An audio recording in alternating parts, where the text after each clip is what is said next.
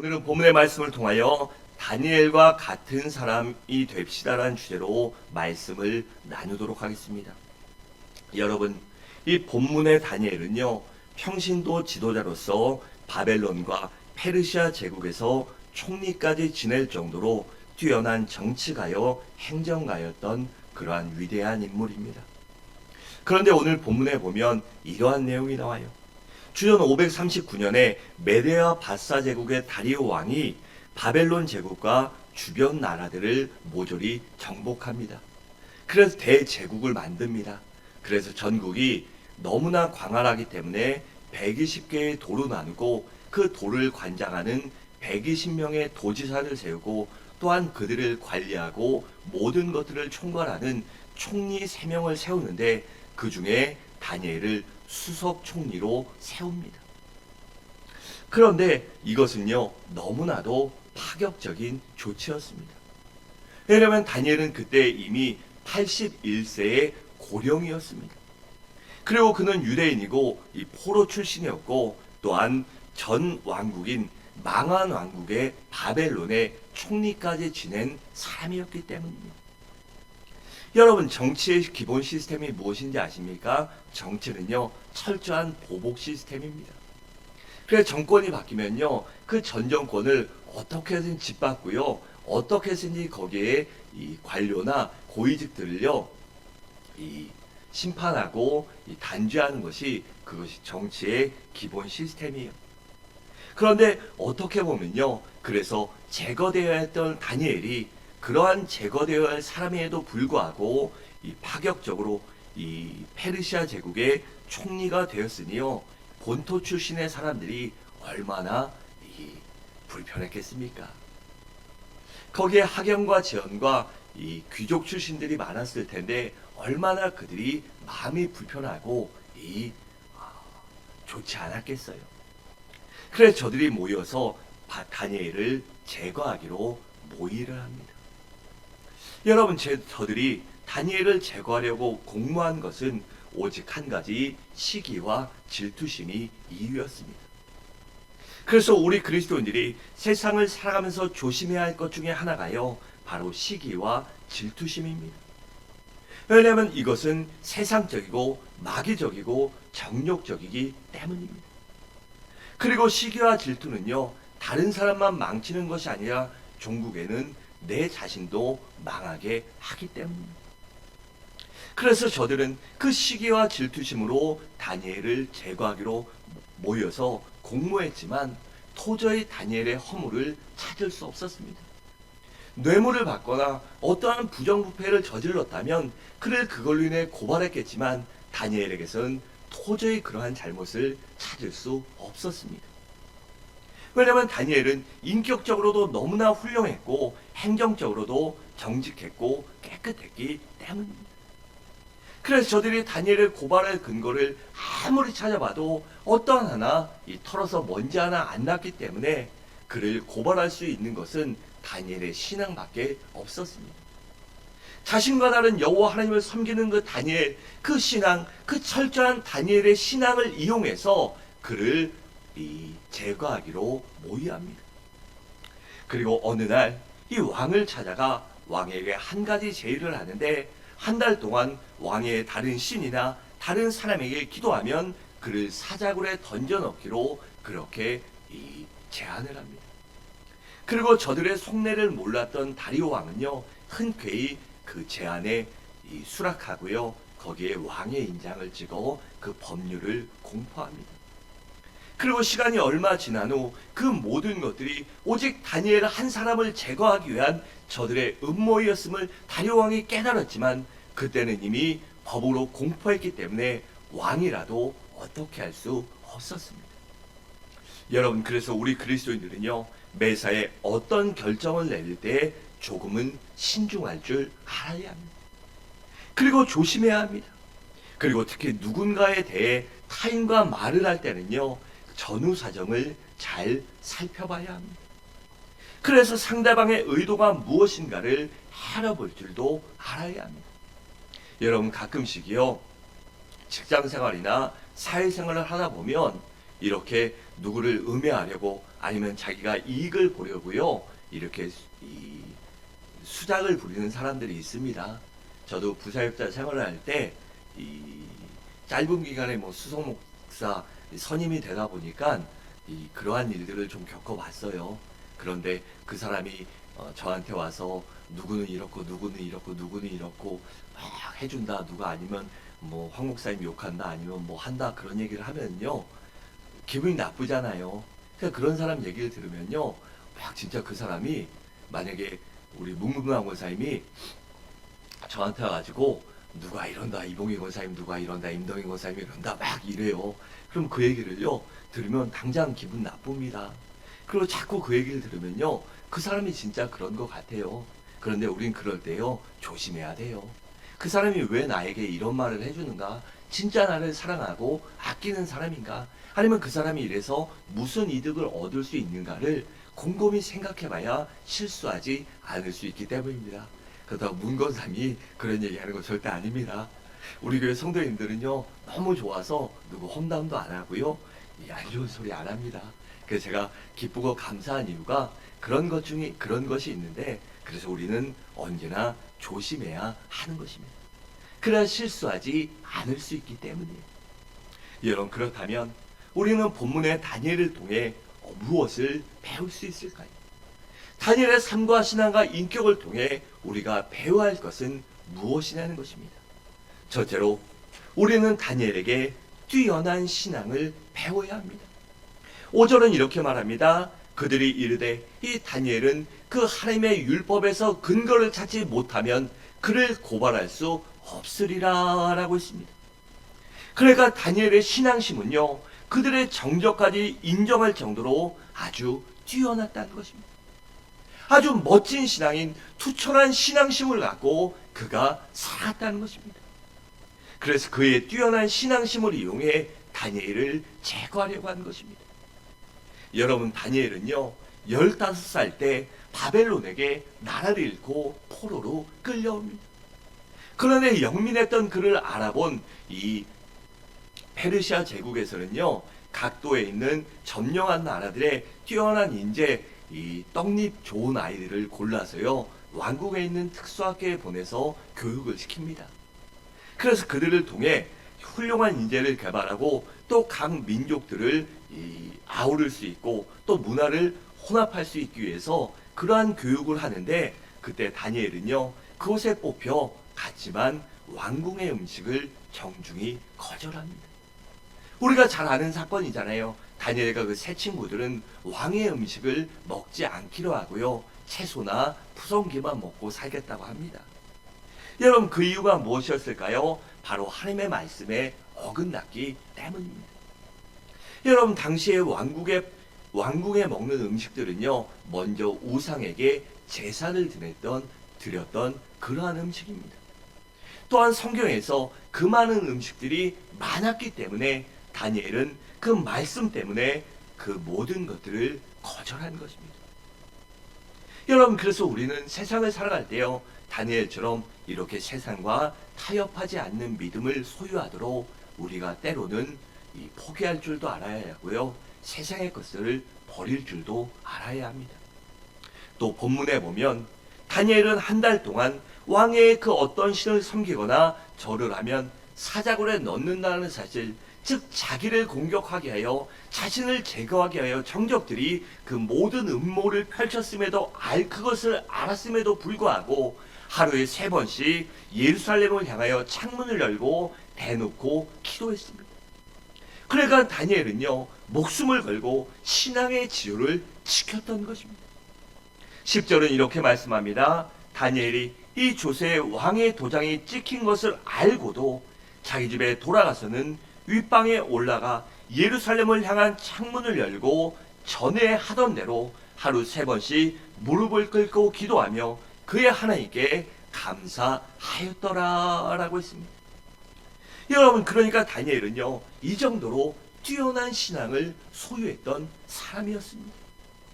그렇다면 다니엘이 이렇게 뛰어난 신앙을 소유할 수 있었던 이유는 무엇일까요? 어떻게 다니엘이 이러한 뛰어난 신앙을 소유할 수 있었냐는 것입니다. 먼저 다니엘은요, 평생 동안 하나님의 말씀을 가까이 했기 때문입니다. 비록 자신의 총리로 아무리 바쁘더라도 그는 바쁘다는 핑계대지 않고 시간이 없다는 핑계를 대지 않고 말씀을 보는 것을 게을리하거나 멀리하지 않았습니다. 그는 성경에 보면 말씀에 능통한 사람이라고 할 정도로 그 성경 말씀을 항상 가까이 했습니다. 그래서 성경을 날마다 읽고 묵상하며 연구하며 암송하며 그것을 가까이 하고 삶의 기본으로 살았습니다. 그러니까 다니엘에게 있어서 말씀은요, 신앙의 뿌리일 뿐 아니라 이 재산 목록 가장 중요한 보물이었던 셈입니다. 그리고 다니엘은 항상 기도했기 때문입니다. 여러분, 다니엘은요, 아무리 바빠도 하루에 3번씩 규칙적으로 하나님께 기도하는 것을 절대로 쉬지 않았습니다. 심지어 정적들이 자신을 제거하려고 감시하고 있는 것을 알고 있음에도 불구하고 공개적으로 그는 기도했습니다. 여러분, 다니엘이요, 이 영밀하고 이 똑똑하고 이 모든 것을 겪은 사람인데요. 그래서 총리까지 올라간 사람인데 왜 정적들의 음모를 몰랐겠습니까? 그리고 자신을 감시하고 있는 것, 예의주시하고 있는 것을 왜 몰랐겠습니까? 그러면 세상 사람들처럼 한 달만 쉬든지 아니면 그것을 골방에 들어가 조용히 기도하든지 그래도 됐는데요. 다니엘은 하던 대로 그렇게 창문을 열고 하나님께 기도했습니다. 그러니까 다니엘이 이렇게 기도한 것은 곧 그가 생명을 내걸고 기도했다는 것을 의미합니다. 여러분, 이렇게 신앙과 믿음을 지켰던 다니엘을 하나님께서는 그의 뛰어난 이러한 신앙과 믿음을 보시고 그에게 건강을 허락해 주셨습니다. 다니엘 1장 15절은 이렇게 말씀합니다. 열흘 후에 그들의 얼굴이 더욱 아름답고 살이 더욱 윤택하여 왕의 음식을 먹는 다른 소년들보다 더 좋아 보인지라 라고 했습니다. 여러분, 살아가면서요, 모든 영양소가 다 필요합니다. 얼마 전에 몇 년 전에 이슈가 됐던 사건 중에요, 외국의 유명한 인플루엔서 유튜버가요, 채식만 한다 이래갖고 인기를 끈 유튜버가 있어요. 그래서 채식만 먹는다 그러면서 이제 동물 복지 뭐 여러 가지 이슈들을 걸면서 그래서 나는 채식만 한다라고 밝혔는데, 그녀가 남편과 외국에 놀러 갔다가요, 방송을 하면서 거기서 생선과 여러 가지 육류를 먹는 것이 포착됐어요. 그러면서 그것이 논란이 되자 그녀가 밝히는 게 뭔지 아십니까? 채식만 했더니 영양소가 부족해서 골다공증도 오고 여러 가지 질병이 생겨서 내가 어쩔 수 없이 건강 때문에 먹었다 이렇게 핑계를 댔습니다. 그런데 사람들이 막 찾아봤더니 그 사람이 그동안 채식만 한 것이 아니라요, 여러 가지 먹고 싶은 거 다 먹으면서 거짓을 했습니다. 이건 왜일까요? 사람이요, 가끔은 고기도 먹어야 되고요, 생선도 먹어야 하고요, 다 먹어야 합니다. 그래야 건강을 유지할 수 있기 때문이에요. 그런데 다니엘은요, 그런 건강과 모든 세상의 것을 초월해서 오직 믿음을 지켰기 때문에 하나님이 그에게 건강도 허락해 주셨던 것입니다. 여러분, 그래서 우리는요, 믿음을 지킬 때, 신앙을 지킬 때, 하나님 앞에 나 부르짖고 간구할 때, 하나님을 바라볼 때 하나님이 내 건강도 책임져 주신 사실을 믿어야 합니다. 그래서 우리는 하나님께 나의 건강도, 나의 질병도, 나의 모든 것들을 해결해 주실 분을 믿고 간구할 때 하나님이 우리에게 건강도 주시는 것입니다. 또한 그렇게 믿음이, 신앙이 훌륭했던 다니엘에게 하나님께서는 지혜와 지식과 총명을 세상 사람들보다 몇 배나요? 10배나, 10배나 뛰어나게 해주셨습니다. 다니엘 1장 17절은 이렇게 말씀합니다. 하나님이 이 소년에게 학문을 주시고 모든 서적을 깨닫게 하시고 지혜를 주셨더니 다니엘은 또 모든 환상과 꿈을 깨달아 알더라 라고 했고, 20절을 보면 왕이 그들에게 모든 일을 묻는 중에 그 지혜와 총명이 온 나라 박수와 술객보다 몇 배요? 10배나 나은 줄을 아리라 라고 했습니다. 그렇게 믿음과 신앙을 지킨 다니엘, 하나님만을 의지했던 다니엘에게 하나님께서 지혜와 총명을 10배나 더하여 주신 것입니다. 그래서 우리들도 또 내 자녀들도 세상 사람들로 뛰어나기 위하여 우리는 믿음과 신앙을 지켜야 하며 하나님께 지혜와 지식을 달라고 간구해야 하는 것입니다. 또한 하나님께서는 그런 다니엘에게 높은 지위도 허락해 주셨습니다. 우리 다니엘 1장 19절을 함께 읽겠습니다. 시작.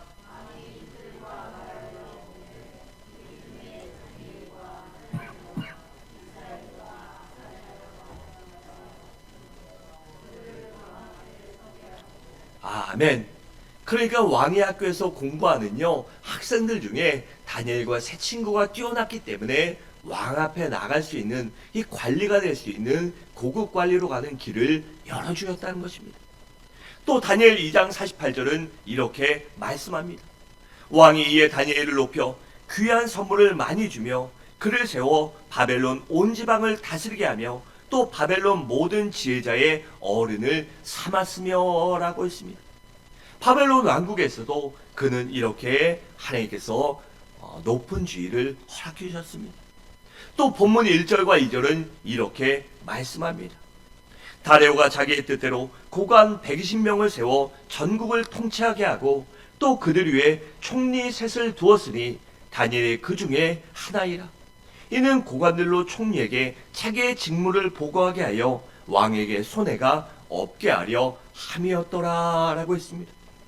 이처럼 믿음과 신앙을 지키자 바벨론뿐만 아니라 페르시아 제국에서도 다니엘이 높은 지위에 오를 수 있도록 이 수석 총리가 될 수 있는 은혜를 허락해 주셨던 것입니다. 여러분, 우리들도요 다니엘과 같이 얼마든지 뛰어난 신앙을 소유할 수 있습니다. 그 비결은 바로 어떠한 경우에라도 하나님의 말씀을 가까이 하면 됩니다. 항상 하나님의 말씀을 가까이 하며 그것을 묵상하며 읽고 암송하며 그것이 내 삶의 기본이 되며 기초가 되며 말씀이 내 삶의 등불이 될 때 우리는 다니엘 같은 뛰어난 신앙을 소유할 수 있는 것입니다. 또한 다니엘처럼 항상 깨어 기도하며 기도하는 것이 우리에게 습관이 될 정도로 우리의 몸에 배어야 합니다. 그리고 또한 매사에 하나님 중심으로 살면 하나님께서 반드시 우리에게도 이러한 뛰어난 신앙을 소유하게 해주실 것입니다. 그래서 마태복음 6장 33절은 이렇게 말씀합니다. 그런즉 너희는 먼저 그의 나라와 그의 의를 구하라. 그리하면 이 모든 것을 너희에게 더하시리라 라고 했습니다. 바라는데 우리 모든 성도님들도 다니엘 같은 뛰어난 신앙을 소유하시기 바랍니다. 둘째로 우리들은 다니엘에게 실력을 쌓아야 함을 배워야 합니다.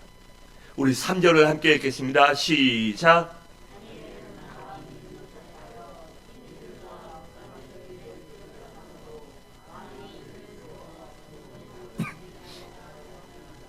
아멘.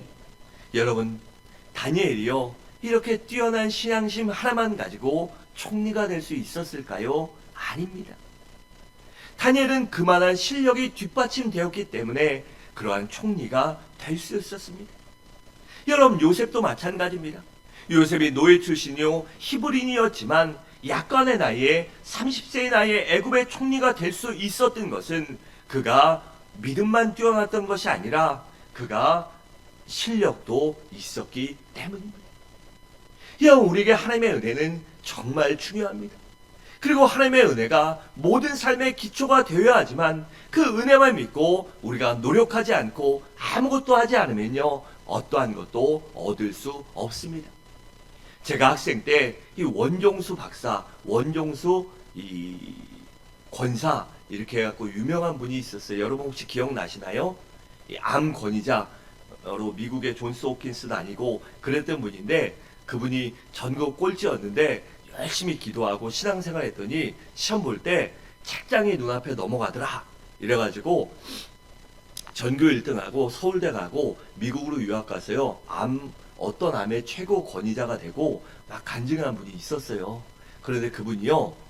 정말 공부 꼴등이었는지 아십니까? 아닙니다.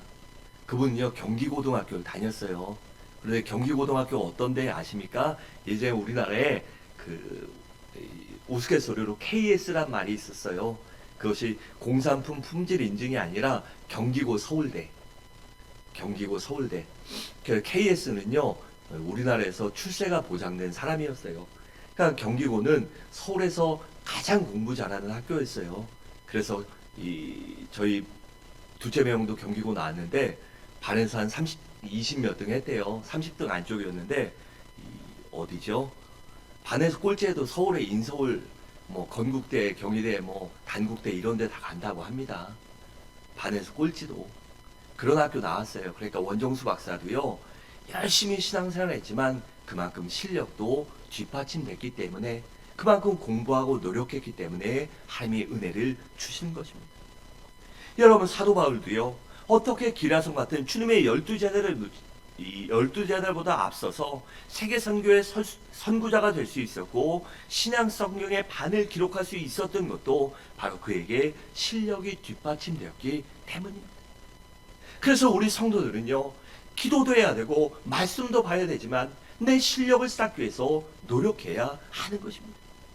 그러면 어떻게 해야 우리가 실력을 쌓을 수 있을까요? 그것은 무엇보다도 우리가 피눈물 나는 노력과 훈련이 필요합니다. 왜냐하면 노력과 훈련이 없이는 결단코 실력을 쌓을 수 없기 때문입니다. 그리고 실력을 쌓기 위해서는요, 항상 마음과 생각을 열어놓고 받아들일 줄 아는 자세, 수용할 줄 아는 자세를 가져야 합니다. 그래서 어린아이에게도 배우려는 자세, 그런 자세가 있을 때 우리가 실력이 나아질 수 있고 우리의 능력과 생각이 더 열려질 수 있기 때문입니다. 그래서 겸손한 자세로 무엇이든지 배우고 받아들이려는 자세가 있을 때 우리는 실력을 쌓을 수 있는 것입니다. 여러분, 이 공부 못하고 하는 아이들 특징 무엇인지 아십니까? 이 말을 안 듣습니다. 부모나 선생님 말을요, 죽어도 안 들어요. 이렇게 하라, 이렇게 해라, 이렇게 해라도요, 안 들어요. 왜냐하면 마음과 생각이 닫혀있기 때문이에요. 이 어른들도 마찬가지입니다. 배워라 배워라 해도요, 어떻게 해라 해도요, 배우지 않습니다. 노력하지 않아요. 그리고 귀담아 듣지 않기 때문에 성장할 수 없는 것입니다. 그래서 우리는 실력을 쌓으려면 언제나 마음과 생각을 열어놓고 수용할 수 있는 겸손한 자세를 가질 때 우리가 성장할 수 있는 것입니다. 또한 그러기 위해서는요, 많은 독서를 해야 합니다. 여러분, 독서는요, 단순히 지식만 축적하는 것이 아니라 우리의 정서함양과 인격 수양에도 많은 영향을 끼칩니다. 많은 책들을 읽고 때로는 소설이나 에세이나 수필도 중요한 것이요, 사람들이 어떻게 살아가는가 그 마음과 생각도 알아갈 수 있기 때문입니다. 그래서 우리의 가치관이나 인생관이나 세계관을 형성하는 데도 중요한 영향을 끼칩니다. 여러분, 그래서요, 예전에 반공 막 이럴 때요, 체게바라 평전 이런 거 읽으면요, 빨갱이로 몰렸습니다. 그래서 불온 서적이 됐었잖아요.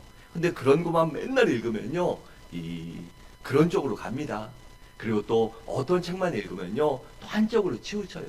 그래서 우리는 다독이 중요한 것이요, 많은 사상과 많은 생각과 많은 세계관과 이념과 또한 가치관을 배울 수 있기 때문입니다. 여러분, 우리가 살아갈 때 보면요, 학연과 재연 중요합니다. 또 학벌과 인맥도 중요합니다. 때로는 그것이 나에게 도움이 되기 때문이죠. 하지만 그것보다 더 중요한 것은요, 실력이 중요합니다. 왜냐하면 실력이 없으면 아무것도 할 수 없기 때문입니다. 여러분, 실력이 있어야 비전과 꿈도 생기는 것입니다. 내가 못하는데, 내가 공부 못하는데요, 서울대 가겠다, 카이스트 가겠다, 포스텍 가겠다 한다고요, 갈 수 있는 것이 아닙니다. 실력이 있어야 거기에 하는 꿈도 생기고 비전도 생기는 것입니다. 또한 실력이 있어야 올바르게 판단할 수도 있고 결단하고 인생을 살아갈 수 있는 것입니다. 또한 실력이 있어야 다른 사람들을 리드할 수 있는 지도자가 될 수 있는 것입니다. 아무리 인맥이 좋고요, 아무리 혈연이 있어도요, 실력이 없다면요, 지도자로 롱런할 수 없습니다. 그래서 시간 낭비하지 말고 열심히 노력하고 훈련해서 내가 있는 분야에서 전문가가 되기 위해서 우리는 노력하며 실력을 쌓아야 하는 것입니다. 마지막으로 우리는 다니엘에게 훌륭한 인격을 배워야 합니다. 우리 4절을 함께 읽겠습니다. 시작.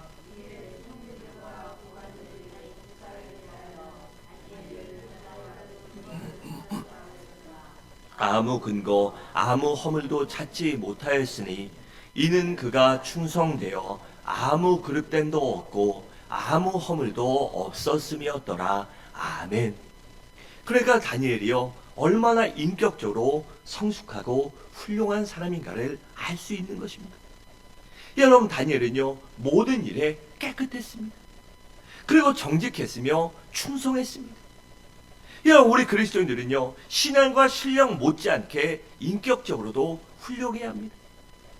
왜냐하면 그래야만 우리가 올바른 인생을 살아갈 수 있기 때문입니다. 여러분, 과거에 보면요, 이 유명하신 분들 중에 신앙심도 좋고 아니면 실력도 있었는데요, 이 하나님과 교회를 욕먹인 사람들이 많이 있었죠. 왜냐하면 그들이 신앙은 뛰어나다고 하고 실력도 있었지만 인격이 뒷받침되지 못했기 때문입니다. 그래서 많은 부정부패를 저지르고요, 나라가 위기에 처하고 많은 백성들이 도탄에 빠졌을 때도 잘못된 인생관과 가치관으로 이 나라와 백성들을 힘들게 한 경우가 너무나도 많았기 때문입니다. 그래서 우리는요, 이 훌륭한 인격을 소유하기 위해서도 노력해야 하는 것입니다. 우리가 그러기 위해서는요, 먼저 무엇보다도 언어 사용을 조심해야 합니다. 왜냐하면 언어는 그 사람의 마음과 인격을 나타내기 때문입니다. 그래서 에베소 4장 29절은 이렇게 말씀합니다. 무릇 더러운 말은 너희 입 밖에도 내지 말고 오직 덕을 세우는데 소용되는 대로 선한 말을 하여 듣는 자들에게 은혜를 끼치게 하라라고 있습니다. 그러니까 우리가요, 항상 말조심함으로 남에게 이 상처 주는 말 아니면 이 아프게 하는 말, 그러한 말보다는요, 덕을 세우고 사람을 살리고 또한 은혜를 끼치는 말, 그들에게 우리의 인격을 보여줄 수 있는 말을 해야 한다는 것입니다. 여러분, 우리가 살다 보면요, 이 거친 사람들 만나잖아요. 그런데 그 사람들 보면 무엇이 틀린지 아십니까? 말이 틀립니다. 그래서 말을요, 항상 상스럽게 하고 듣기에 불편한 언어를 많이 사용합니다. 우리가 식당에 가든지 아니면 어디 가서도요, 그 사람의 인격이 어떻게 나타나는지 아십니까? 그 점원들을 대할 때요, 말 함부로 하고 막 틱틱거리고 막 하면요, 그 사람이 아무리 뭐 시장이든 뭐 대통령이든 뭐든지 간에요, 인격이 그거밖에 안 되는 거예요. 그래서 우리는요, 언제나 말 조심할 줄 알아야 되고, 어떠한 사람에게라도 가능하다면 좋은 말, 아름다운 말을 하기 위해서 노력해야 하는 것입니다. 또한 윤리 도덕적으로도 순수하고 순결해야 합니다. 그러니까 다시 말해서 거룩함을 유지하기 위해서 노력해야 한다는 것입니다. 우리 그리스도인들은요, 반드시 세상 사람들과 다르게 바르게 살아야 합니다. 그래서 세상 사람들처럼 이중적이거나 위선적인 사람이 되어선 안 됩니다. 그래서 항상 진실하고 순수하고 순결한 사람이 되어야 합니다. 그래서 어떠한 경우에라도 다른 사람 뒤통수 치거나요, 이렇게 구밀복검에 그러한 행동을 하면 안 되는 것입니다. 또한 정욕과 쾌락과 방탕과 죄악을 멀리하며 부도덕한 일들도 멀리해야 합니다. 그래야 우리의 인격이 바르게 성립될 수 있기 때문입니다. 또한 정직하기 위해서 노력해야 합니다. 그래서 거짓을 버림으로 신뢰하고 믿을 수 있는 사람이 되어 다른 사람들이 타인이 인정할 정도로 정직하고 진실해야 합니다. 그래야 바로 우리가 롱런할 수 있기 때문입니다. 또한 성실해야 합니다. 게으르거나 요령 피우지 말고 항상 맡은 일에 최선을 다하려고 우리가 충성하려고 노력해야 하며 깨어있어야 합니다. 우리의 인격이란요, 하나만 가지고 성립되는 것이 아닙니다. 인격이란 이 오케스트라처럼요, 오케스트라에는요, 많은 악기들이 있잖아요. 그런데 그 악기들이요, 제대로 파트별의 소리를 못 내면요, 그게 엉망이 되는 것입니다. 바이올린 독주하는데 막 첼로나 더블 베이스가 자기도 한다고 막 뚱뚱거리면요, 이게 별로입니다. 그러니까 모든 부분에 다 아름답게 조화를 이뤄야 아름다운 소리가 나는 것처럼, 이 곡을 완주할 수 있는 것처럼 우리의 인격도 여러 가지가 말씀드린 그 모든 것들이 조화를 이룰 때 우리가 아름다운 사람이 될 수 있는 것입니다. 그래서 우리의 인격도 신앙과 마찬가지로 훈련이 필요한 것입니다. 그런데 훈련을 받으려면 무엇이 필요한지 아십니까? 먼저는 우리의 심지가 견고해야 합니다. 그러니까 강한 의지력이 필요하다는 것입니다. 무엇인가를 하려면 의지를 갖고 끈기를 갖고 그것을 노력해야 하기 때문입니다. 또한 강한 정신력도 필요합니다. 그래야 주변의 환경이나 사람들에게 치우치지 않고요, 내가 믿는 대로, 내가 바라는 대로, 내가 꿈꾸는 대로 밀어붙일 수 있기 때문입니다. 또한 투철한 사명감도 필요합니다.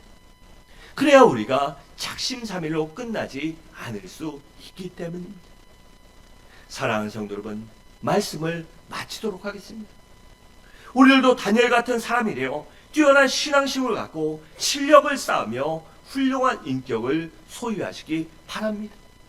그래야 세상에서 하나님의 영광을 나타내는 사람, 복음을 증거하는 사람, 또한 그러한 능력과 은혜로 우리도 아름답고 존귀한 삶을 살아가는 우리 모든 성도님들 되시기를 주님의 이름으로 간절히 축원합니다.